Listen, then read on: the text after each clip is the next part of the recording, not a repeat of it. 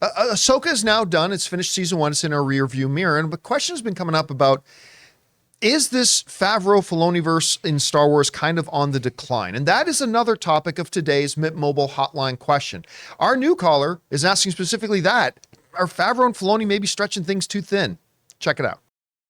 Hey, John. Marcus from Edmonton here. My question is regarding the quality control in Star Wars. I think it's starting to become noticeable between the Book of Boba Fett and Mando Season 3 and Ahsoka that Lucasfilm is stretching Favreau and Filoni on a lot of these projects, and it reminds me a lot of Berlanti's team at the CW, which just began producing hot garbage when they ran like 7 shows at once. Do you think it's time to cut some roles back so they can focus on individual projects instead of making so many? Thanks. All right, John Marcus from Edmonton. By the way, I love Edmonton. Look, here's the thing. As far as are they stretched too thin? Yeah, when the Berlanti CW stuff was going, you literally had 22 episode a season shows and running like 2, 3, 4, 5 of them at the same time. That was one thing. What John Favreau, by the way, who I adore, has been doing with this is a lot lighter. You're talking 6, 7, 8 episodes, normally like 6, 6, 7, 8 episodes, usually running 1 or 2, one at a time, definitely. So the comparison between what Berlanti was doing versus what the Favreau Filoni-verse is doing is really night and day difference. They have a much lighter workload than, say, Berlanti did over there. And they, both of them had teams of people to work with and all that kind of stuff. But things have changed. Now, if you guys will remember, when Mandalorian Season 1 came out, it was like, look, I don't know if you guys remember this a couple of years ago, but it still is this case. The Star Wars fandom is a very divided place. Super divided place. What? I know, don't say that. It's, yeah. Everyone's so nice. But when Mandalorian Season 1 came out, it was like all of us loved it. It was the first thing in a long time that all of us as Star Wars fans went, we love this. It was great. The old Western wolf and cub kind of thing to it. I mean, just that score. Ludwig's score on that. Boom. I listen to it in my car at least twice a week when I'm driving in. I love that score. And it got us all super unified. And all of a sudden, everybody's screaming, because this is what we as fans do. When one thing is good, we're all like, let the people who did that do everything. Because there was one, and everybody freaked out. It's like, make John Favreau the president of Lucasfilm. Something I wouldn't be against, by the way. And all that kind of stuff. Then Mandalorian Season 2 came out. And here's the thing. Everybody rewrote history at the end of Season 2 when Luke showed up. But I remember, people were not liking Mandalorian Season 2. I was having to make videos weekly defending Mandalorian. I was one of the few people that was really enjoying Mandalorian Season 2 before the finale. Everybody was always crap talking on it, correcting, freaking ice spiders. Shut up. I love the ice spiders episode. Anyway. I like the X-Wing in it. Yeah, that was great. And we got, Mr. Kim was showing up for the first time. But a lot of people were feeling disillusioned with, like, people try to rewrite history now, but a lot of people, I remember because I was getting those emails every day, were feeling disillusioned by Mandalorian Season 2, except me, until Luke showed up at the end. Then once Luke showed up, then this is the greatest thing ever. And it was. But I mean, all of a sudden, everybody forgot that they didn't like everything in Season 2 up until that point, and now Season 2 was awesome, which, again, being right can be lonely. But I love Season 2 myself. But since then, what have we gotten? Now, Obi-Wan, you can't put that on John Favreau's thing, because that's the one thing, that in Andor, that's the things that John Favreau, Dave Filoni really didn't have anything to do with. So you can't blame Obi-Wan on that. But what have we gotten since? We got Mandalorian Season 3, which, whether you hated it, sort of disliked it, kind of liked it, whatever, I think almost all of us agree was the weakest season of the 3 Mandalorian seasons. I think most of us can agree on that. Even if you ended up still quite liking it, I think most of us agree it was the weakest of the 3 seasons. And a lot of people felt disillusioned with it. We also had the Book of Boba Fett, which was executive produced, created by, written by, and also directed in there as well, with other directors as well.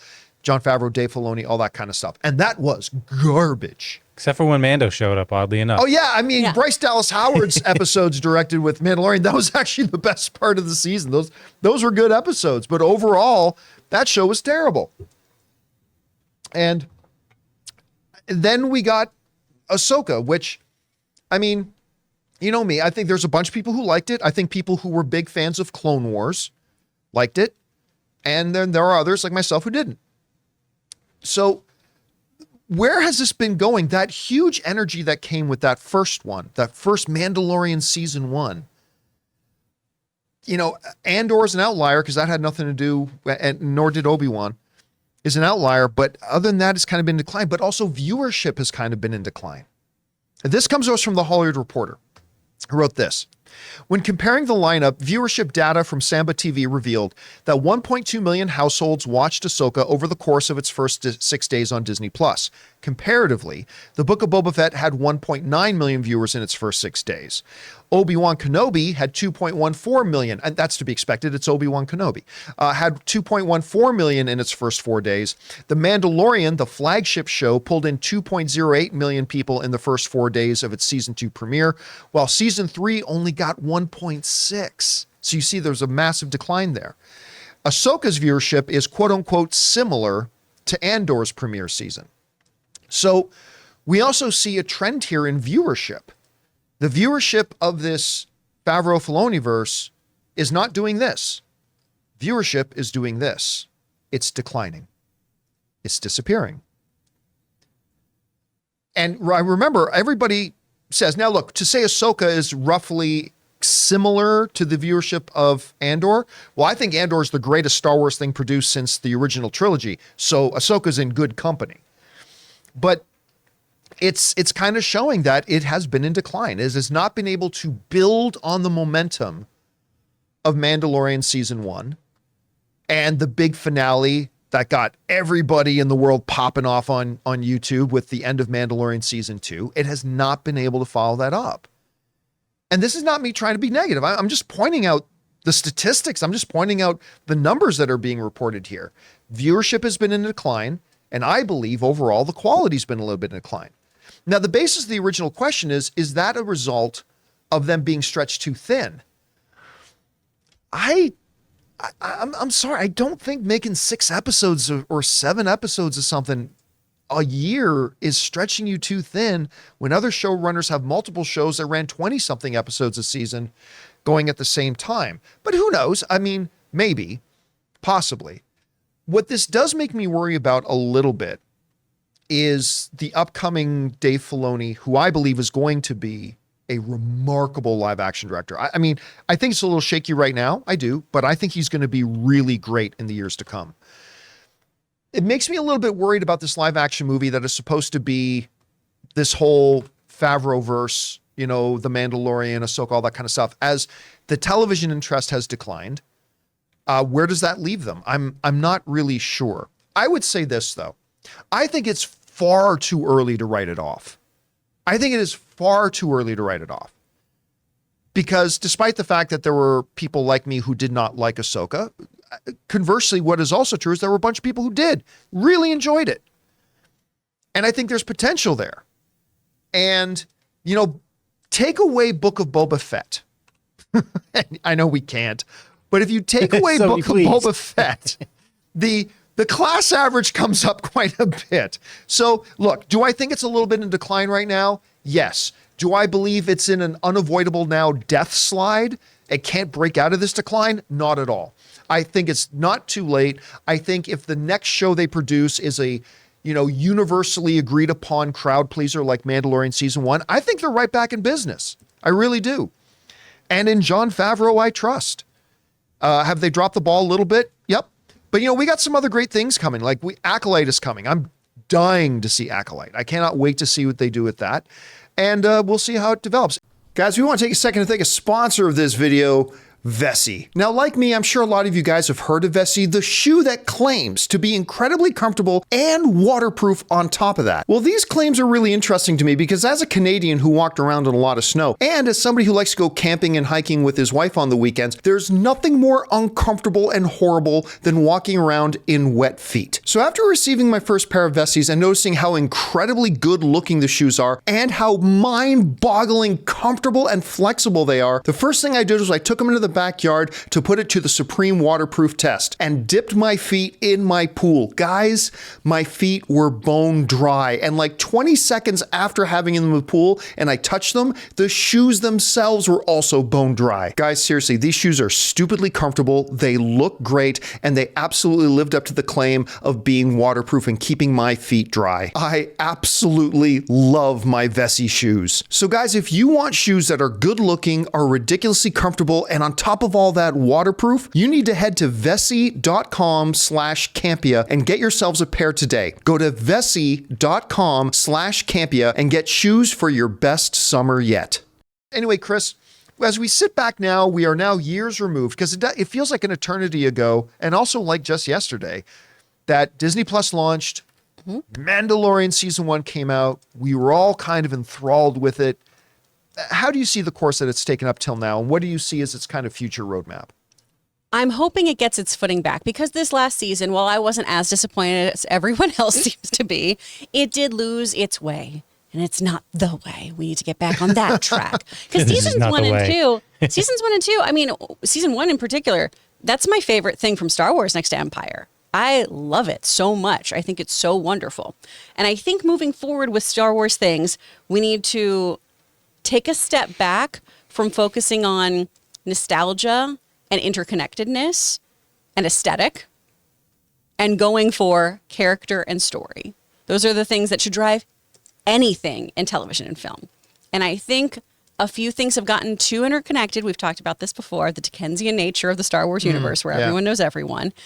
And I think we've gotten a little too, oh, there's that thing that I know about because I watched this. Oh, there's that thing because I've read the novels and you haven't. They've leaned too heavily on it. Exactly. Now it's become a crutch. Yeah. And while I very much enjoy getting to watch this with Logan and saying, well, what's that? Wait, why is that a thing? Because he'll gasp at stuff and be like, oh my God, I can't believe they did that.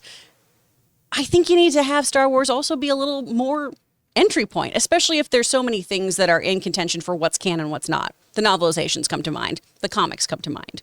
They're not all canon, but there'll be references to things that are really fun to include, but I don't think you should include certain things. Space whales come to mind at the at the lack of great storytelling, right? And I understood that as a device. I understood that as a MacGuffin, but I think there could have been other things we did with the Ahsoka story, for example. I do think it's too early to write things off. I don't understand, and this is fandom as a whole, when something is great, we love it so much, and we give them all the flowers. And if something goes slightly awry or doesn't deliver to the standards that we hold it to, that person should be burned at the stake and never be allowed to touch my Star Wars ever again because they don't understand it like I do. All of this ultimately is subjective. There are people out there who absolutely adored Book of Boba Fett. I don't know who they are, but good for them. Yeah, I don't know who they are, but no, there are. I've heard from people who really liked Book of Boba Fett. And I think, too, we just have to make sure that the characters do what they should do moving forward that makes sense for them narratively. Boba Fett, why was he trying to be this peacekeeping guy? Like, it didn't make sense. His objectives didn't make sense anymore. Yeah. It ended with him on that Jabba's throne. You're like, oh, this is so badass. Yeah. And then what we didn't realize was the next scene was, now how do I do this? Yeah, exactly. I raised an army. You have 4 people that work for you. Yeah. It's an army. It's an army. It's an army. You got some kids Boba on friend. Vespas. Calm down. Boba So friend. I think moving forward, it just has to be Friends. Boba friends. That's amazing. Boba friends. It's Boba and the Boba friends. Boba Patrol. I think you just have to allow your characters to not be good people. Boba Fett shouldn't be a good person, in my opinion. I know. He should be a baddie, and he can have moments of goodness within him because no one is truly evil.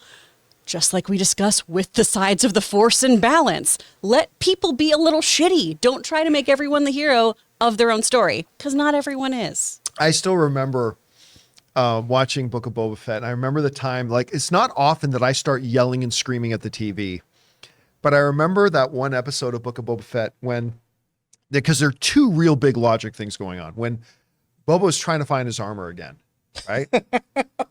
And he's like, well, I was in the Sarlacc pit. Yeah, okay, yes, you were in the Sarlacc pit, but you do remember that you crawled out of the Sarlacc pit with your armor on, He probably right? just threw it back in for You storage. do remember that the armor's not in the Sarlacc pit. pit anymore, right? And then he decides to take his ship. Here's the Sarlacc pit, and he knows the Sarlacc has the big tentacle things, and he literally flies his ship right over like that. I'm yelling at the TV, what are you doing?